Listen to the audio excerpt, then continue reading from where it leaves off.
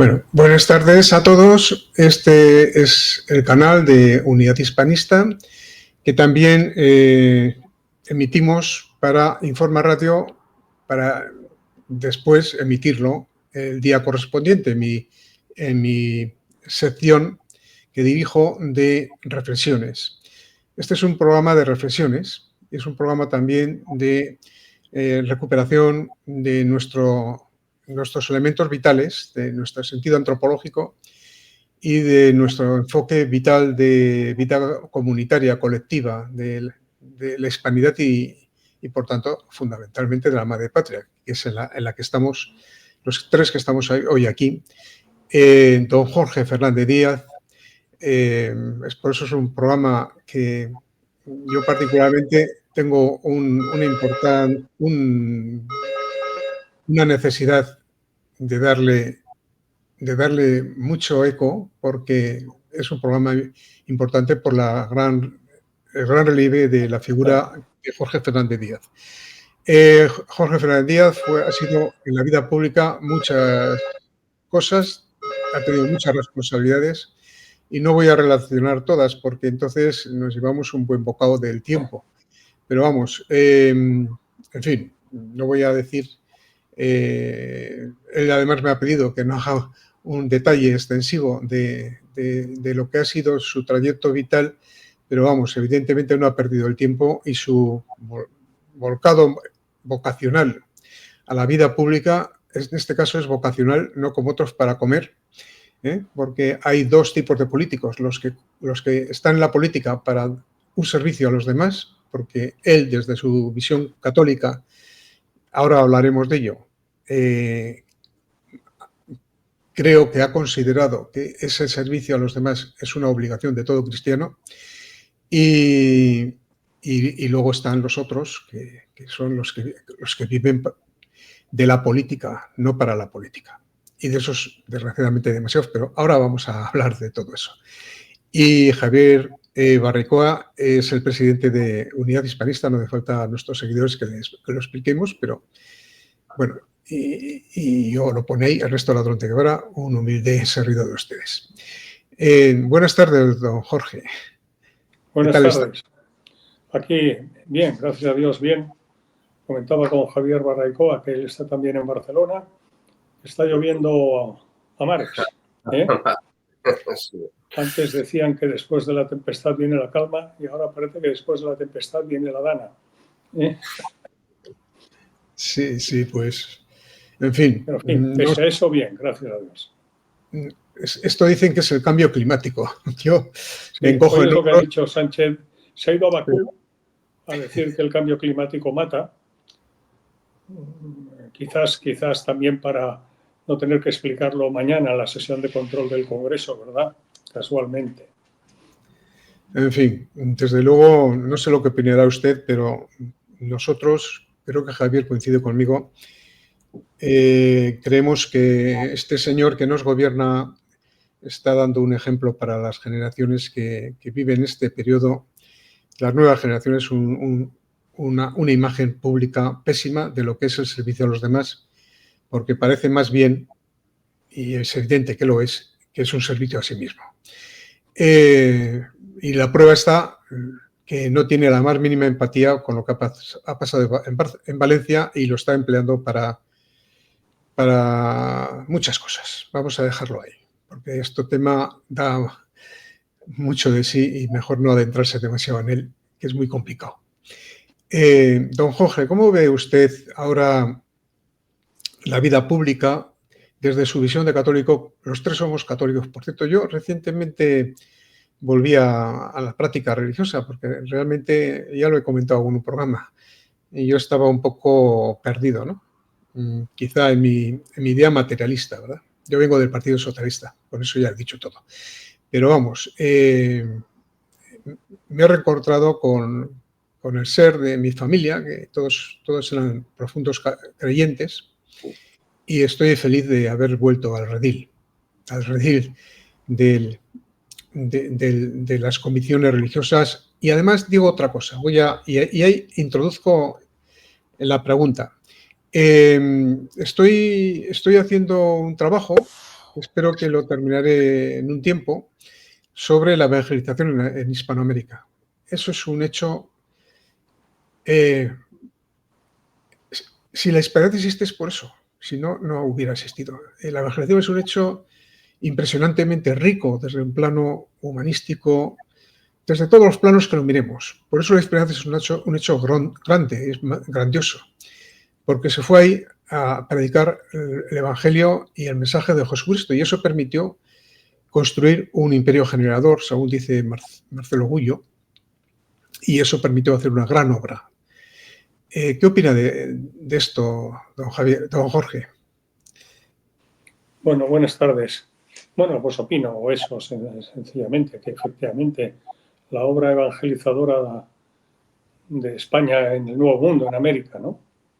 Es una obra que supera estrictamente a las posibilidades humanas. Quiero decir, que yo personalmente, ¿no? Es mi opinión, no es por supuesto ni un dogma ni doctrina ninguna, ¿no? Pero creo que es necesario entender que esa fue una misión que en los designios inescrutables de la presidencia, de la providencia, se le asignó a España. Se le asignó a España, que iba a ser el instrumento de la providencia para, en ese nuevo mundo descubierto por Occidente, por este mundo, en 1492, pues iba a estar a día de hoy pues, la porción de la Iglesia que prácticamente integra casi la mitad de los católicos del mundo. Y además, siguiendo a Juan Pablo II, a mí me gusta citarla cuando coincidió el atentado que sufrió a manos del turco Ali Akbar con la fiesta de la Virgen de Fátima del año 81, el 13 de mayo fue cuando sufrió aquel atentado, y él cuando un año después fue a Fátima, a la Cova de Iría, a darle gracias a la Virgen por haberle salvado la vida, dirá aquello de que una mano disparó el arma y otra mano materna guió la bala, etc., añadió, tenía que producirse el atentado contra el Papa coincidiendo con la fiesta de la Virgen de Fátima para que la Iglesia y el Papa miráramos al mensaje de Fátima, dicho por él. Y añadió, porque en los designios de la providencia no existen meras coincidencias. Bueno, y él se transformó de alguna manera en el Papa de Fátima, a esa consagración de Rusia al Inmaculado Corazón de María el 25 de marzo del 84, y hoy que está tan de actualidad la guerra, por desgracia, y en particular, además, también, no quiere decir que Rusia y la guerra remiten a Fátima, y en Ucrania, con Rusia como actor principal, hay una guerra, como sabemos, ¿no? Pues, en fin, el muro de Berlín que separaba la Europa occidental de la Europa comunista cayó sin violencia alguna entre la OTAN y su homónima, la OTAN soviética, que era el Pacto de Varsovia. Sin violencia ninguna, cayó como un castillo en naipes. Y la Unión Soviética, la gran geopolítica, la superpotencia de la geopolítica mundial dual que surgió de la Segunda Guerra Mundial, ¿no? Con Estados Unidos liderando Occidente y la Unión Soviética el otro extremo, pues qué día desapareció también, sin violencia ninguna, con el gran arsenal de armamento de todo tipo, incluido por supuesto nuclear, táctico y estratégico. La Unión Soviética cayó como un castillo en naipes. ¿Qué día fue? El día de la Inmaculada Concepción, 8 de diciembre del año 91. El Inmaculado Corazón de María, no olvidemos que es el corazón de la Inmaculada Concepción.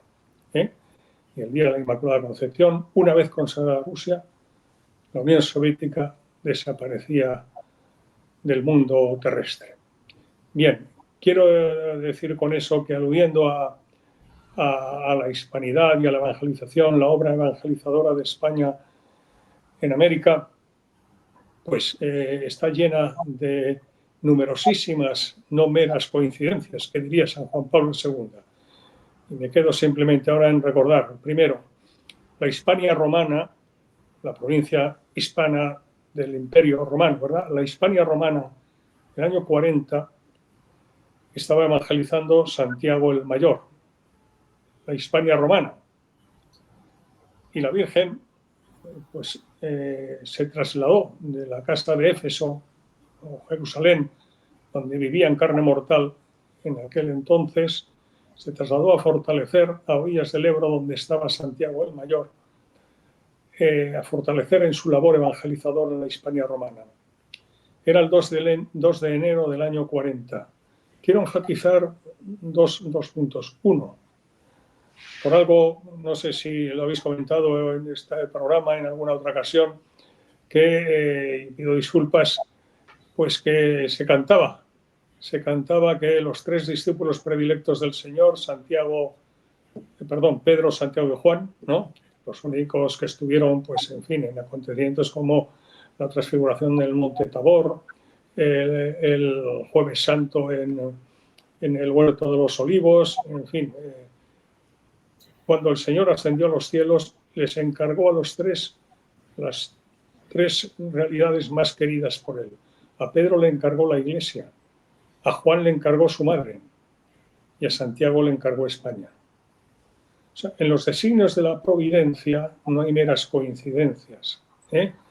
Y en el eterno presente de Dios, sin duda, estaba decidido que la entonces Hispania romana era la que 15 siglos después tendría que encargarse de la solemne, de la impresionante obra de la evangelización de un nuevo mundo, ¿eh?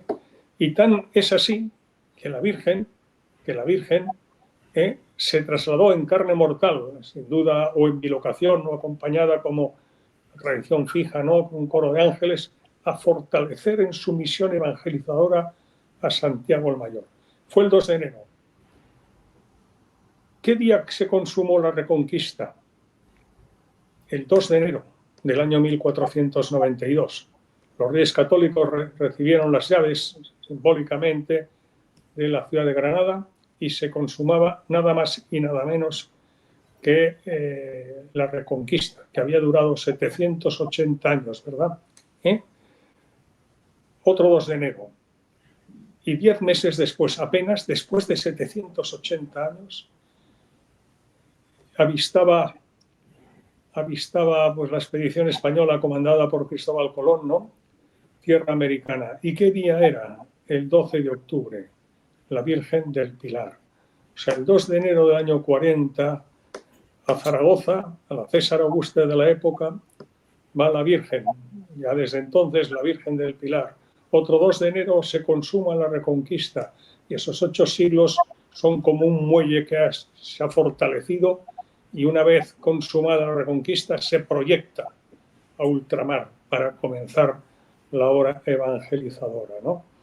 Es evidente, repito, que, en fin, la unidad hispanista, la hispanidad, es una obra que humanamente realizó con gran eficacia, ¿no?, el Imperio Español, España, pero, por supuesto, acompañado en todo momento de la Virgen. Primero la Virgen del Pilar y a partir de 1531, como sabemos, de la Virgen, la misma Virgen María, obviamente, pero ya como la Virgen de Guadalupe.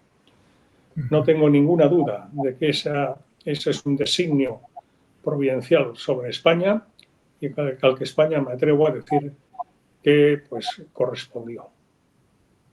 Y gracias a la intermediación de Isabel la Católica, porque eso también para mí es un milagro. Evidente, ¿no? El 2 de enero de 1492, quienes recibieron las aves, pues fueron los reyes católicos, ¿verdad? O sea que efectivamente aquello fue en fin, repito, el Señor de la historia, desde su eterno presente, tenía dispuestas las cosas así para que la Hispania romana fuera debidamente evangelizada primero y después, además, sometida a una invasión musulmana durante casi 8 siglos, como acreditados historiadores como Claudio Sánchez Albornoz, Ramón Menéndez Pidal, Menéndez y Pelayo, ¿verdad?, pues reconocen, es como si el Señor hubiera querido, en fin, preparar tan fuertemente a quien tenía que a continuación cumplir esa misión evangelizadora, estuvo 8 siglos, y cuando nada más terminar, ese muelle se proyecta, como decíamos, hasta ultramar para comenzar ya, porque ya está preparado la obra evangelizadora.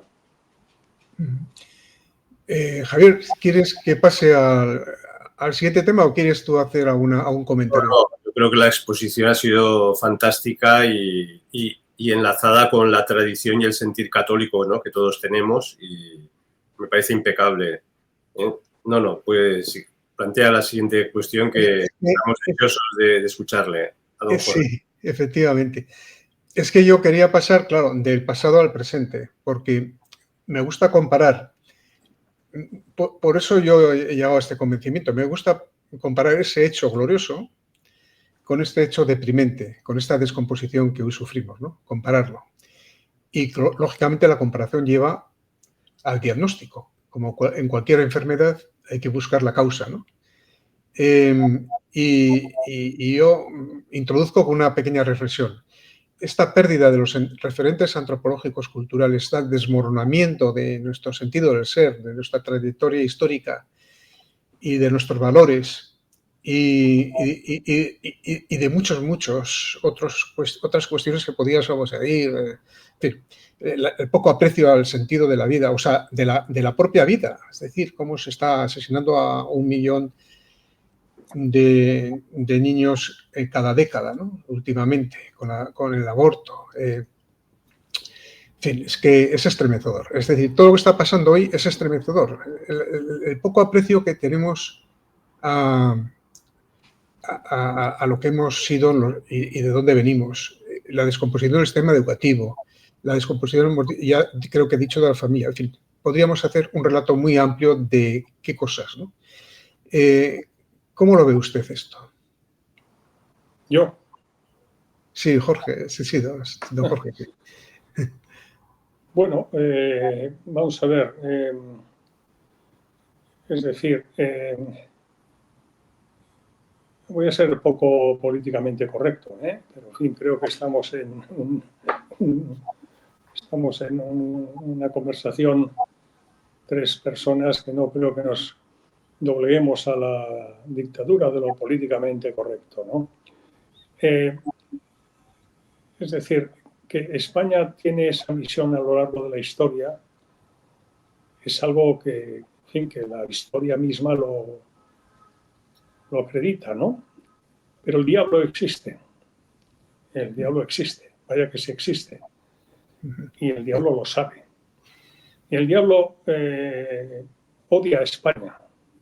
Odia a España porque conoce precisamente la misión que España a lo largo de la historia ha tenido encomendada por la providencia divina, ¿no? Y odia a España. Sabe que contra Dios directamente no puede hacer nada. No puede hacer nada. Y por lo tanto, ese odio le lleva a querer herirle en aquello que entiende que más daño le puede hacer a Dios. Y por eso odia especialmente a España. Yo no sé si habéis conocido, que ha salido por las redes y tal, ¿no?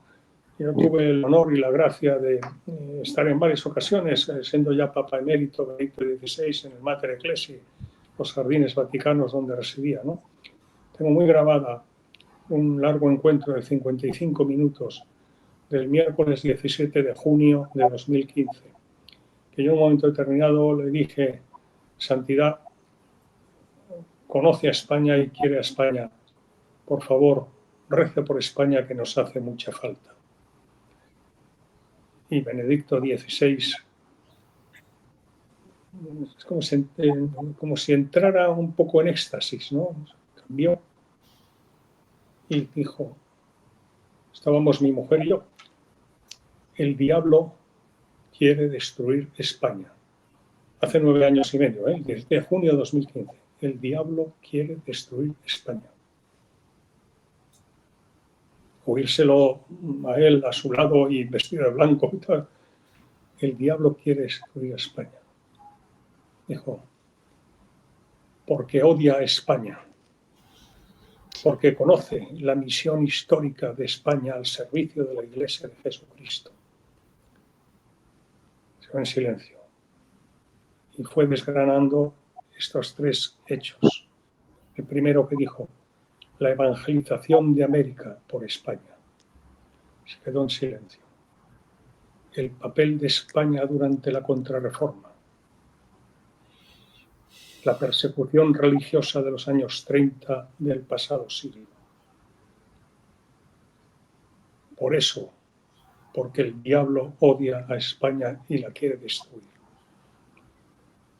Entonces, dice, les voy a decir las herramientas con las que van a derrotarle y no destruir a España. Y por este orden intento escenificar un poco, porque fue, ya digo, es como si se hubiera transformado y lentamente iba diciendo esto, ¿no? Como fuera por capítulos. Entonces dijo que las armas con las que derrotaríamos al diablo serían, por este orden, la humildad, la preguiera, la oración, la soferenza, el sufrimiento. Entiendo yo, él dijo la soferenza, sufrimiento, pero entiendo como una mortificación pasiva, ¿no? Y ofrecida. Guardó un silencio un poco más prolongado y dijo, y la devoción a la Santísima Virgen. Y dijo, y como en el Evangelio del próximo domingo, tenga confianza. En el momento oportuno el Señor actuará. El diablo no destruirá España.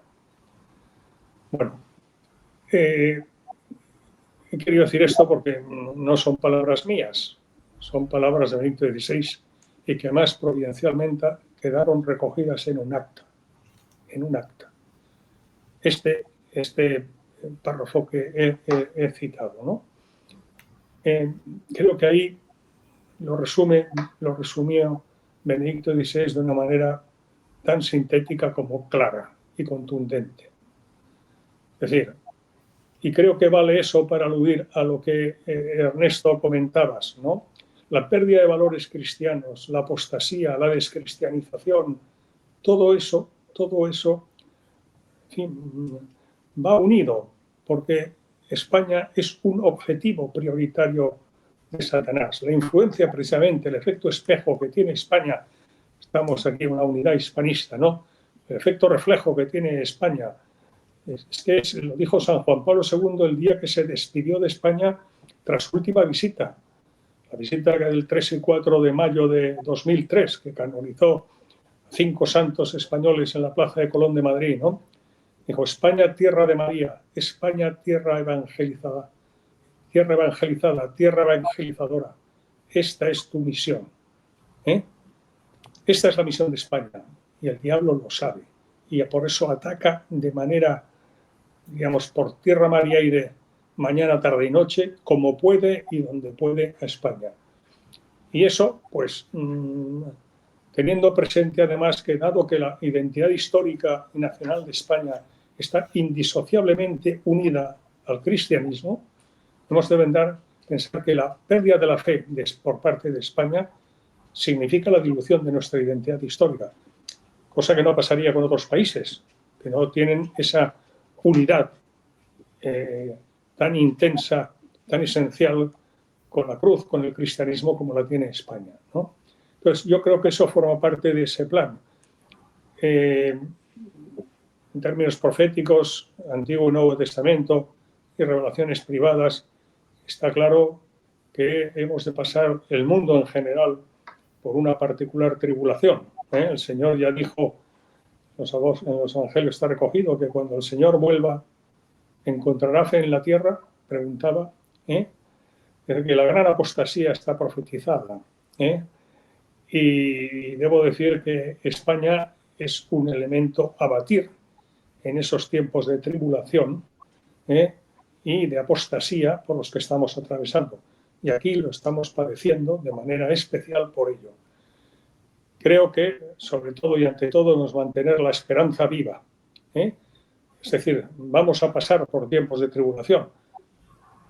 Ya están comenzando. Pero la última palabra la tiene el Señor, no la tiene el maligno. Ni sus instrumentos, de forma de masonería, y luego personas concretas. Me atrevo a decir que algún personaje que citaba Ernesto al principio de nuestra conversación tiene mucho que ver con lo que estamos hablando. Perdón que me he extendido demasiado, Ernesto. No, en absoluto, no se ha extendido nada. y todo lo que ha dicho es muy importante. Sí. ¿Verdad, Javier?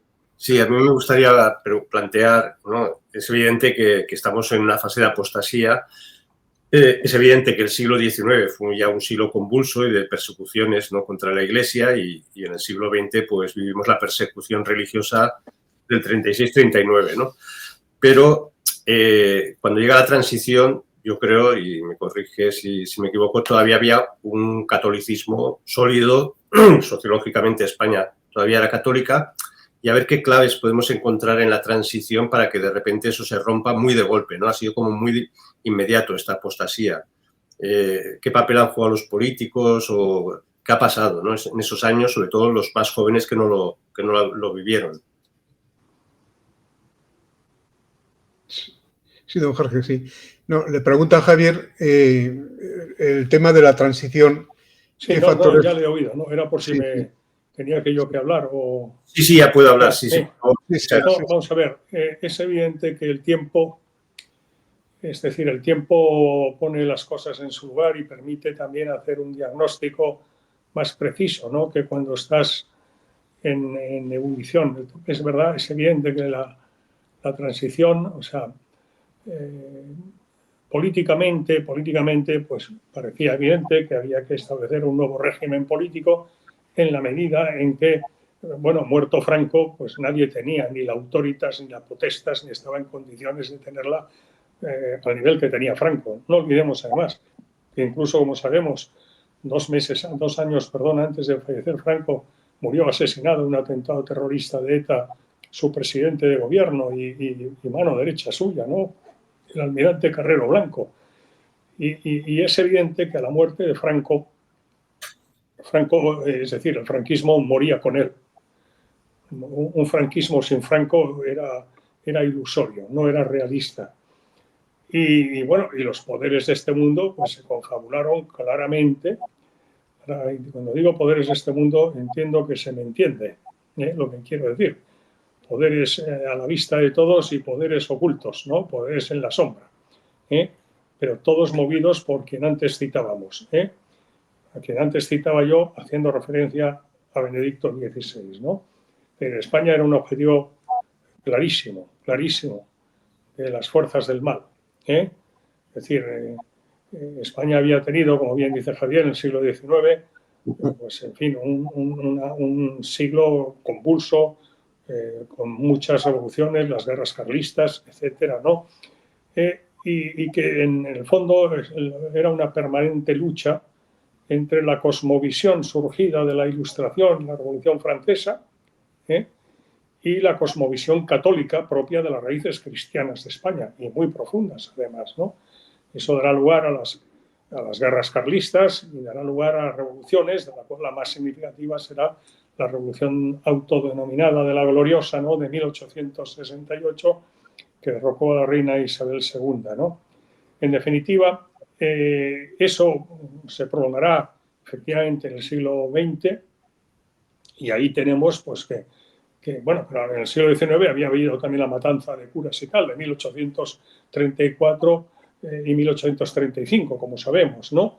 En el siglo XX pues, se dará lugar en España nada más y nada menos que a la mayor persecución religiosa de la historia de la Iglesia.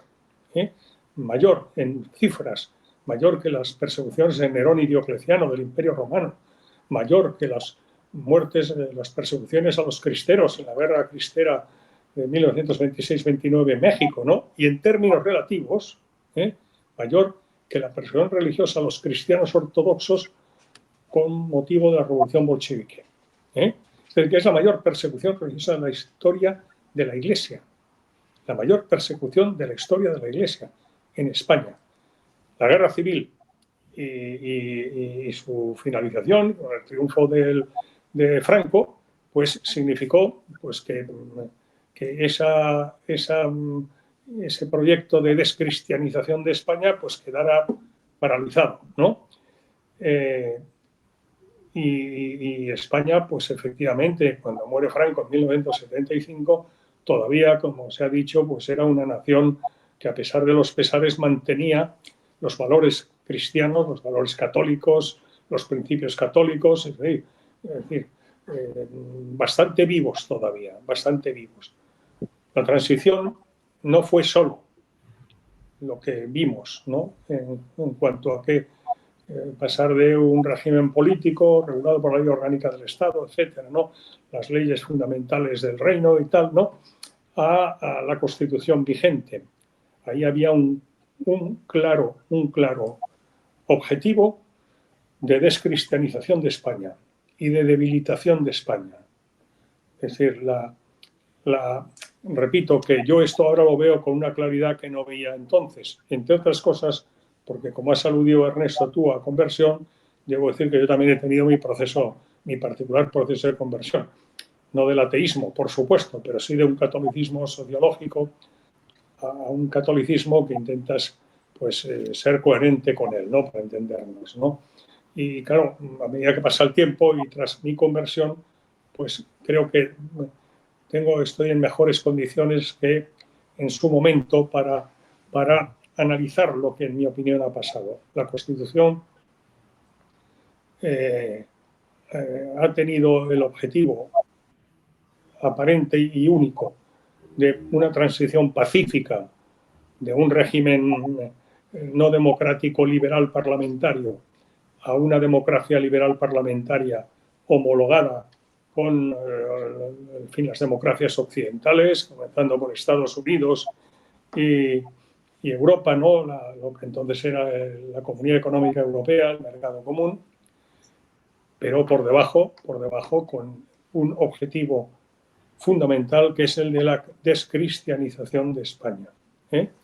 Y eso ha sido instrumento fundamental y básico el PSOE, con la connivencia el PSOE y los situados a su izquierda, pero que no ha gobernado así el PSOE, ¿no?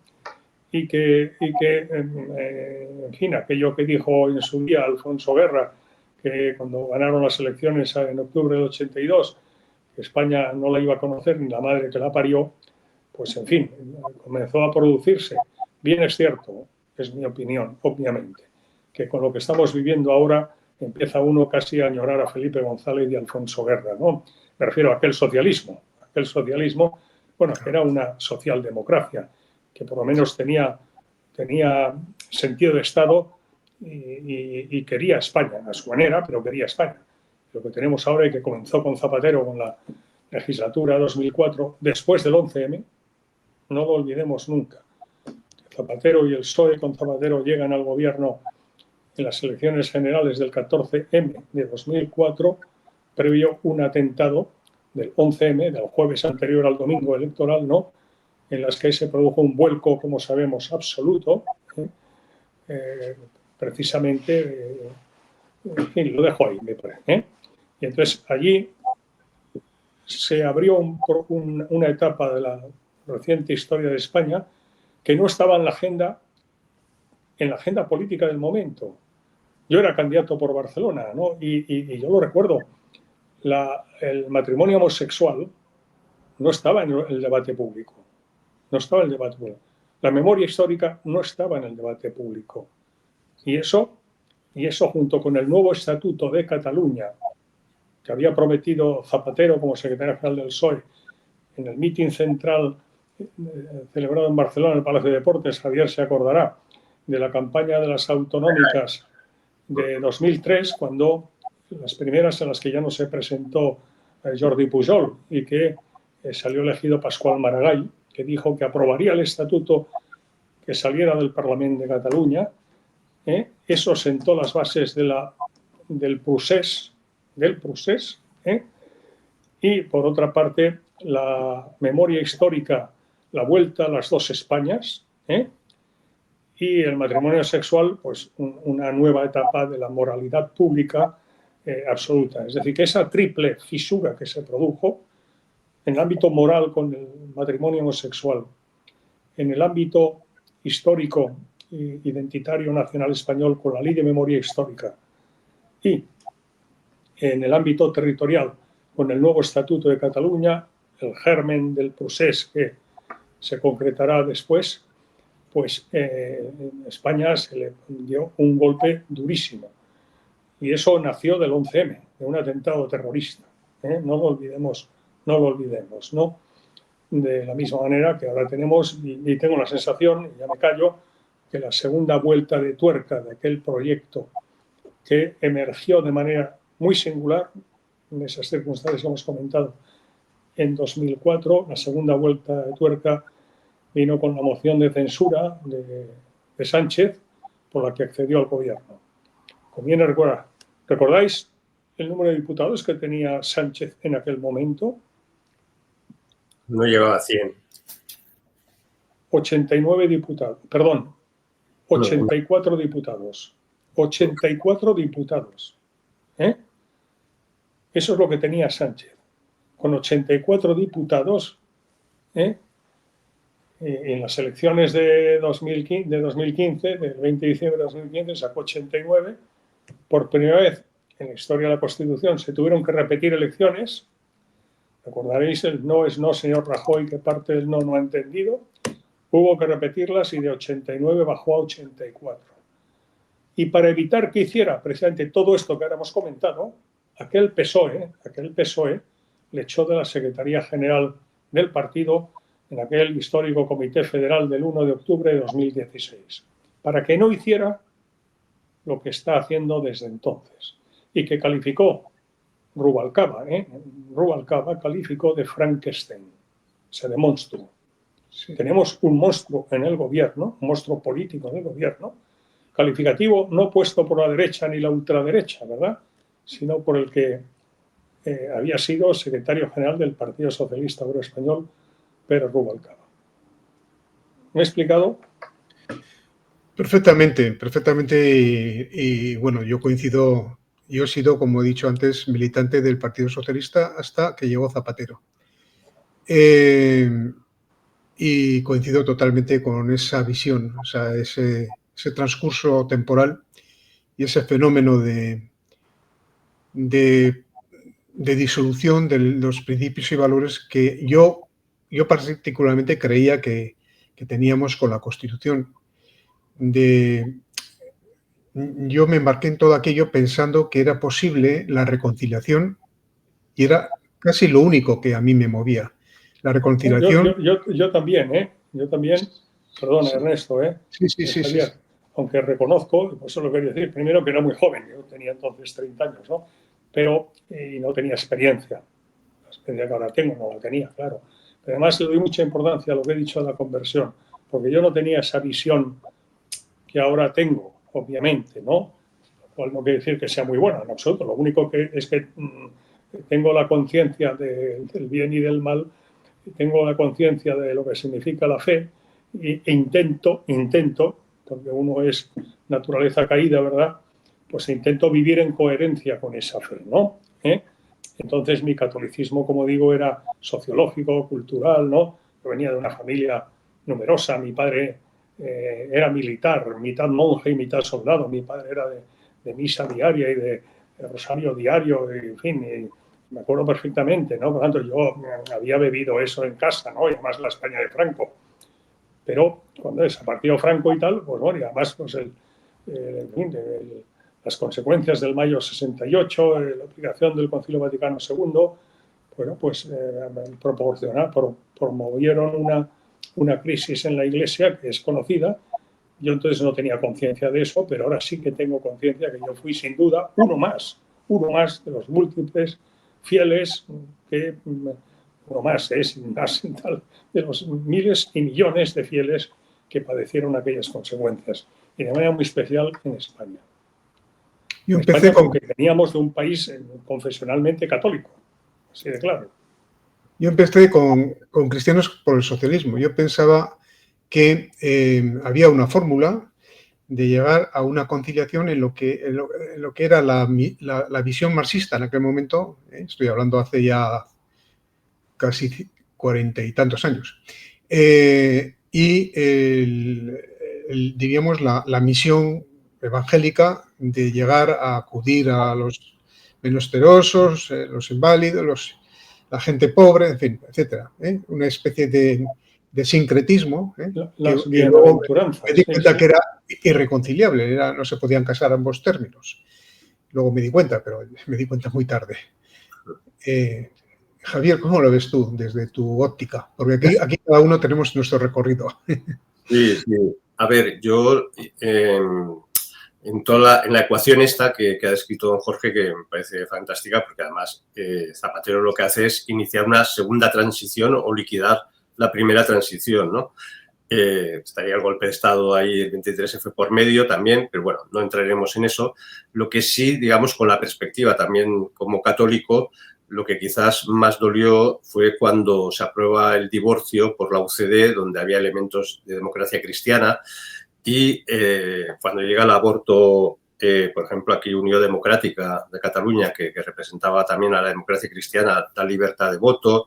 ¿Qué juicio tiene, digamos, sobre lo que es, a mi entender, la falta, digamos, de coherencia que tuvo en algunos momentos la democracia cristiana y que posiblemente eso fuera uno de los peldaños que hizo descabalgar ese catolicismo, ¿no? Sí, no, yo estoy de acuerdo con lo que dices. Estoy de acuerdo con lo que dices. Efectivamente, fue el gobierno de la UCD,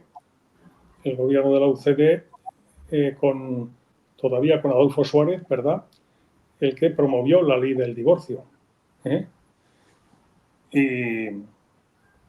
Y, en fin, a mí me gusta referirme a estos efectos a lo que Benedicto XVI en 2020, ha sido Papa emérito, pero en 2020 recoge su biógrafo Peter, ¿cómo es el apellido alemán? Peter, perdón, no recuerdo, es que me confundo con su secretario particular, Georg Aswein, ¿no? Pero el otro es Peter, el apellido es parecido. Bueno, donde define lo que él llama, el Benedicto XVI, llama el credo del anticristo. Y escribe en 2020 Benedicto XVI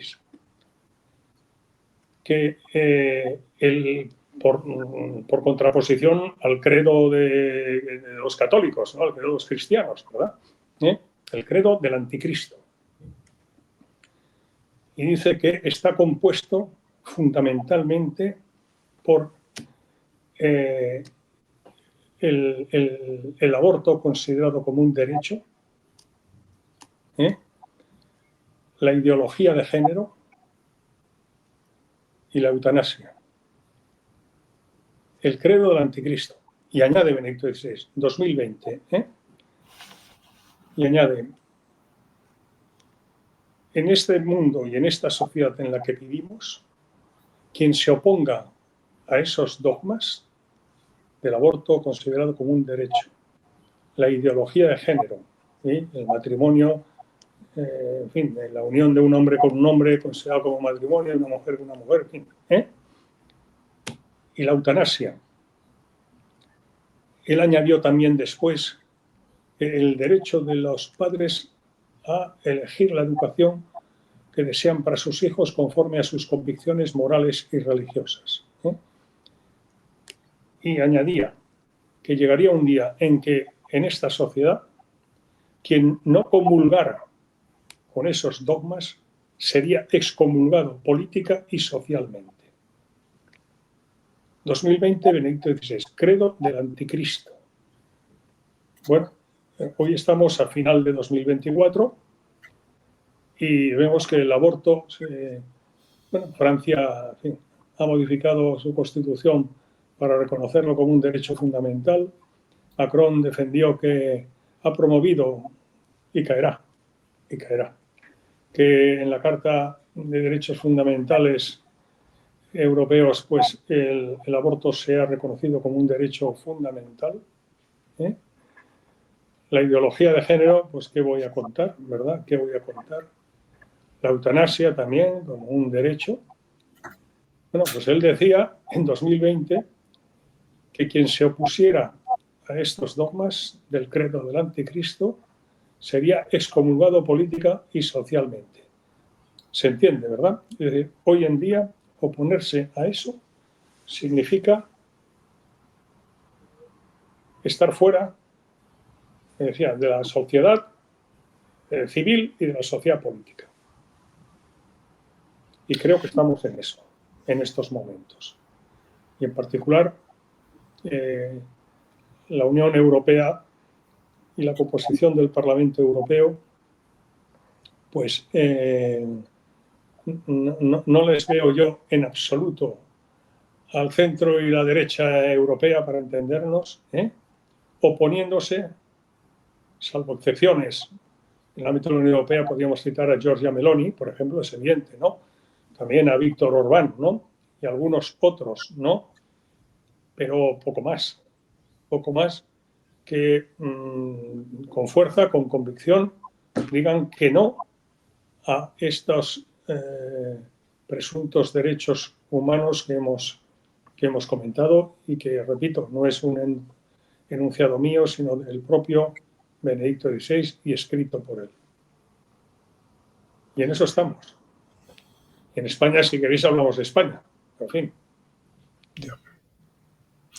¿Y cómo? Bueno, yo creo que es lo que estamos haciendo ahora, ¿no? Pero... Perdón, Ernesto. Sí. Yo tengo la opinión de que si Vox aceptara el matrimonio homosexual, sería la derecha democrática del sistema. ¿Me explico? La aceptada. No la ultraderecha sino la derecha democrática del sistema. Lo digo para aplicar esos principios de Benedicto XVI y esa tesis de Benedicto XVI al aquí y ahora y de España. Claro. He citado eso y he citado a Vox por el mero hecho de que creo que es la única fuerza política que no comulga con esos principios, ¿verdad? Puedo estar equivocado, pero no creo que esté equivocado demasiado. Lo que pasa es que aquí, por lo menos los que tenemos fe y tenemos un compromiso cristiano, no podemos hacer como Judas, renegar de Jesús cuando le prendieron, ¿no? Decir que no le conocen. Y es lo que... Por eso estamos hablando de esto ahora, ¿no? Claro. Y esa es la cuestión. Claro. Y yo creo que esa es la solución. Lo decía Ramiro de Mettu, que por cierto le asesinaron también por alguna cosa, ¿verdad?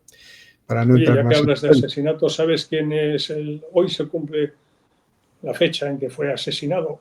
Canalejas. Canalejas fue asesinado tal día como hoy, 12 de noviembre de 1921, en lo que hoy es la plaza de Canalejas, en Madrid. Tal día como hoy. 12 de noviembre. España, ya que he introducido esto, perdón, ¿no? Es que España tiene un triste récord de asesinatos de presidentes del gobierno, Desde Prim, 1870, después Cánovas del Castillo, 1897, Dato. el tercero Canalejas, el cuarto Dato y el quinto Carrero Blanco. 5, Vamos, Canalejas hoy. Perdón, pero es que como estuve en Madrid hace 3 días y estuve en la Plaza Canalejas y quise encontrar la librería que él estaba mirando los libros en la vitrina cuando fue asesinado por el tal Pardiñas, ¿no? Pues dije que no recuerdo ahora qué día fue tal día como hoy. Disculpas. Entonces, en este término de qué podemos hacer, ¿cómo podemos lograr? Porque la democracia cristiana ya vemos que tampoco ha hecho la labor como debía hacer. ¿Qué podríamos hacer como cristianos comprometidos en la vida pública, aparte de lo que ya se están haciendo por grupos? Ahí está Eusebio, al que usted le conoce, y otros muchos, y en grupos de acción de redes, etcétera, para un poco hacer un análisis desde la visión cristiana de lo que pasa hoy. ¿Qué podríamos hacer aparte de esto? Es decir, ¿qué herramientas, qué instrumentos, qué modos de actuar en la vida pública, aparte del testimonio, podemos desarrollar para promover un cambio de esta situación? Sobre todo haciendo el llamamiento a la población de que por esta vía que íbamos, nos vamos hacia la hecatombe y la ruina tanto económica, moral, espiritual y también personal, y como comunidad, ¿no? Que nos vamos al desmoronamiento en todos los órdenes. ¿Qué podemos hacer? Esto es una predicación, esto es un testimonio, esto es una acción directa sobre las realidades políticas, un servicio de advertencia. ¿Qué podemos hacer? Vamos a ver, como he citado ese encuentro con Benedicto XVI, ¿no? Démonos cuenta de que las armas que él citó para hacer frente al diablo e impedirle que destruyera España, las armas que dio fueron armas espirituales. No hablo de tanques y de aviones y de misiles. Habló de la oración, la humildad, la oración, el sufrimiento y la devoción a la Santísima Virgen, literal y en acta. ¿Por qué? Porque estamos ante una batalla espiritual. Es que es una batalla espiritual. Y España, por eso hemos hablado de la identidad histórica y nacional de España vinculada al cristianismo, la misión evangelizadora de América, la construcción de la hispanidad, ¿no? Pues ¿por qué? Pues porque en lo que estamos es en una batalla espiritual y España es objetivo preferente. Que si Francia era la fille aînée de l'Église, la hija primogénita de la Iglesia desde la conversión de Clodoveo, ¿no? El rey de los francos, el día de Navidad del año 496. España era la segunda, con la conversión de Recaredo, el 8 de mayo del año 586 en el Tercer Concilio de Toledo. Y por ser la fille aînée de l'Église, Francia, bueno, el diablo se cebó en Francia. Y la revolución es francesa, fue francesa. No fue alemana, ni turca, ni, en fin, bueno, fue francesa. Y Francia claudicó.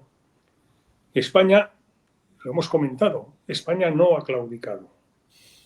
Es decir, a lo largo del siglo XIX hubo una permanente tensión política, dialéctica, social, entre los principios y valores surgidos de la Ilustración y de la Revolución Francesa, que los ejércitos napoleónicos trajeron a España, ¿no? Con, bueno, fundamentalmente lo que representaba entonces el carlismo, como, en fin, la identidad histórica y nacional de España católica, ¿no? Católica, ¿no? Las guerras carlistas son un evidente ejemplo de ello, ¿no? Y luego la Revolución de la Gloriosa, lo que significó, ¿no? En fin, es decir, y eso eclosionando, pues ya luego en el siglo XX con la Segunda República, ¿verdad? Y la Guerra Civil. La Guerra Civil paralizó aquello.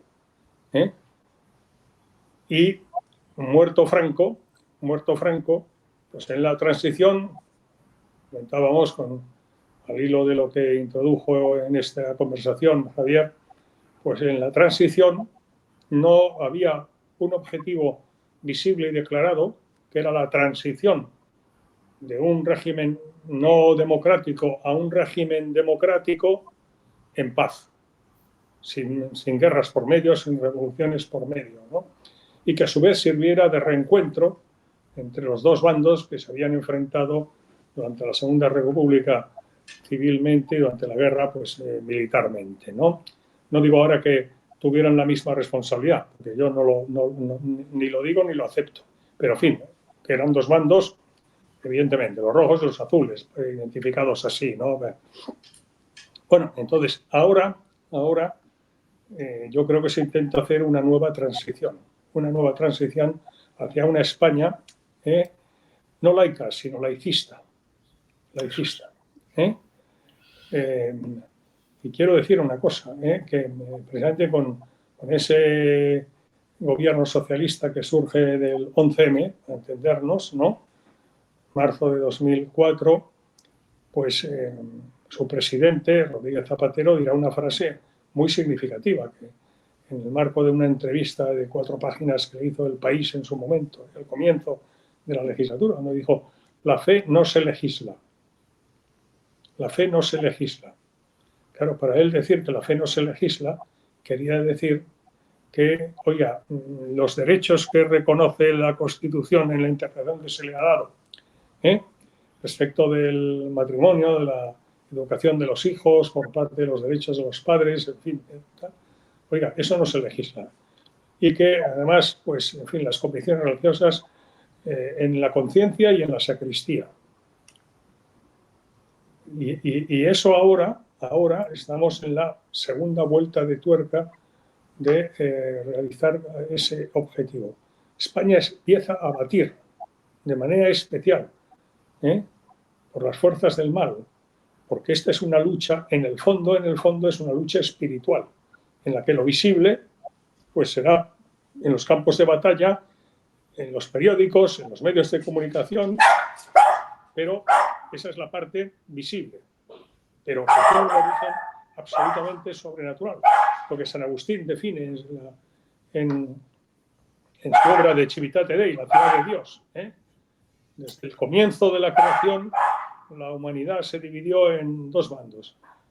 El que combatía, perdón, aquí el perrito que está ladrando, el que combatía por la virtud y la verdad, que tiene por rey a Jesucristo, y el que combate por todo lo que se opone a la verdad y la virtud, que tiene por rey a Satanás. Esa es la cosmovisión que define San Agustín en esa obra, que es la base de la teología de la historia, que sienta las bases del concepto cristiano de la historia. Y en eso estamos, en un nuevo capítulo de la historia, pero que se desarrolla en ese marco, ese concepto cristiano de la historia. Son el reino de Dios y el reino de Satanás. Que no quiere decir, como él explica, que todos los pobladores del reino de Jesucristo sean buenos y los otros malos, ¿no? El trigo y la cizaña están mezclados. Pero la bandera bajo la que se combate él define la de la verdad y la virtud, y la otra la que se opone a la verdad y a la virtud.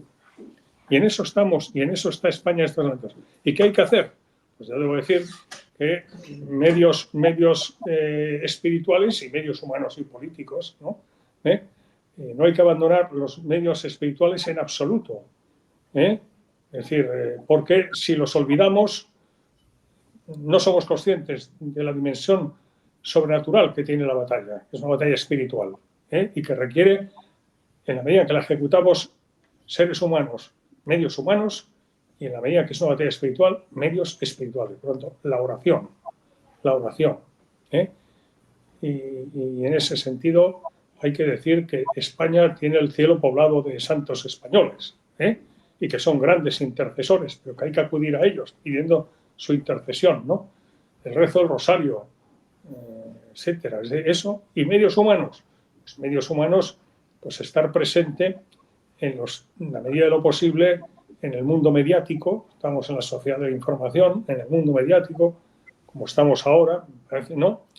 Y para intentar, pues en esta sociedad de la información en la que vivimos, pues llegar al mayor número posible de personas, ¿no? Conferencias, charlas, artículos, en fin, estar presente en el mundo mediático, que es en el que se crea opinión pública, y en la medida de lo posible también, obviamente, en el mundo de la política, porque la política es la que hace las leyes, es la que dice que el aborto es un derecho humano, ¿no? O la eutanasia, o que el matrimonio es, en fin, es la unión de un hombre con un hombre, Hay que estar presente en el mundo de la información y en el mundo de la política, sin olvidar, por supuesto, porque es una batalla espiritual, cuyos combatientes somos seres humanos. Por lo tanto, medios humanos en la política y en la opinión pública, y medios espirituales. La oración, el sacrificio, la expiación, la penitencia. Esto puede sonar muy políticamente incorrecto, ¿verdad? Pero si hablamos de lo que estamos viviendo, y como tú preguntas, Ernesto, mi opinión respecto a cómo hay que hacerle frente, yo digo que hay que hacerle frente estando presente en la opinión pública y estando presente en la política. Y en todo momento y siempre con medios espirituales. Benedicto dijo humildad, oración, sufrimiento y devoción a la Santísima Virgen. Juan Pablo II dijo España, tierra de María. y España es tierra de María. Tenemos en María una mujer madre de Dios y madre nuestra que quiere profundamente a España, que ama profundamente a España. Y el hecho que antes recordábamos de que el 2 de enero del año 40 se trasladara en carne mortal desde Jerusalén, Éfeso, a Zaragoza, a fortalecer en su misión evangelizadora la Hispania romana en la persona de Santiago Apóstol, Santiago el Mayor, es muy, muy relevante. Porque desde el eterno presente de día sabemos que para nosotros el año 40 suena a lo que son 15 siglos atrás, ¿no? Para Dios el tiempo no tiene las categorías que para nosotros existen, de pasado, presente y futuro. Para él está en un eterno presente. Santo Tomás de Aquino, en la Suma Teológica, lo define muy bien, diciendo que Dios se encuentra en un continuo presente sin fin, que otros definen como un eterno presente. Para Dios no hay pasado ni futuro, todo es un eterno presente. Y él ve lo sucedido hace 15 siglos o hace 15.000 años, como nosotros estamos viéndonos ahora o recordamos lo que decíamos hace una hora. Bueno, yo creo que ya estamos al filo del final de...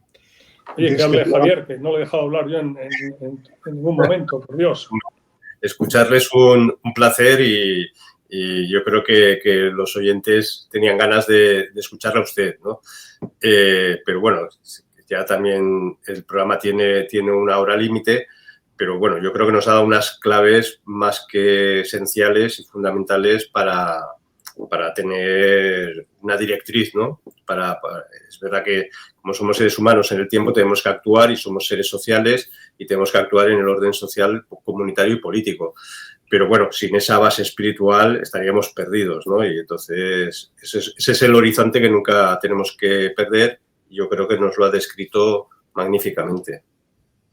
Sí, yo creo que don Jorge es un sabio y escucharle es un placer y es, no, por favor, por favor. Es una referencia de lo que está de análisis y de comportamiento. Sí. Pues nada, yo como organizador de este programa le quiero agradecer que haya estado con nosotros. Este programa, aparte de la difusión que tenga ahora, que a estas horas pues no suele ser muy grande, lo distribuiremos por redes para que sea de la máxima difusión posible. Pues muchísimas gracias, don Jorge. Buenas tardes. Muchas gracias. Perdón, porque yo os he tuteado y ahora me empezáis a llamar de usted, con lo cual quedo yo como un mal educado. Quiero decir, perdón, disculpas. Disculpas y muchas gracias, Javier, y muchas gracias, Ernesto, por vuestra invitación. Y encantado de compartir con vosotros este espacio, ¿no? Es un placer y luego con muchísimo gusto. Gracias. Para nosotros es un honor. Muchas gracias.